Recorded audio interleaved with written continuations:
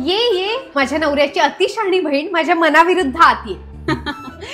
माझ्या दीडशाण्या वहिनीला बघून मला अजिबात हसायची इच्छा नाहीये, पण तू 4 दिवस मला छान ट्रीट करावंस म्हणून मी म्हणणार, अगं वहिनी कशी आहेस, बघ मी माझ्या भावाकडे राहायला आले की नाही. तुझं इथे येणं माझ्या बायकोला अजिबात आवडलेलं नाहीये, पण बघ माझ्या बायकोच्या चेहऱ्यावरचा अभिनय बघ, जणू त्या मराठी सिरियल मध्ये काम करणारी रश्मी अनपट.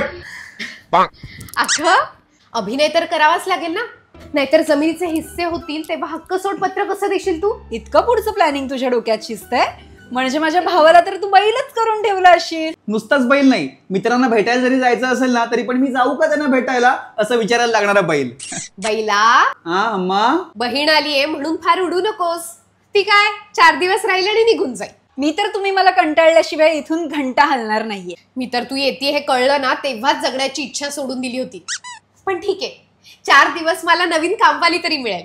तू मला घरातलं काम तर सांगून बघ, आई ग डोकं दुखतंय असं कारण देईल आणि बेडरूम मध्ये जाऊन झोपेन. बायको रागवलेली आणि बहीण अळसटलेली, म्हणजे भांडी घासायचं सुदैव माझ्याच नशिबात येतंय बहुतेक. अरे त्यात आम्ही नणंद भाऊजे आहोत, लोकांसमोर छान छान गोड गोड कसं वागायचं ना हे आम्हाला चांगलंच जमतं.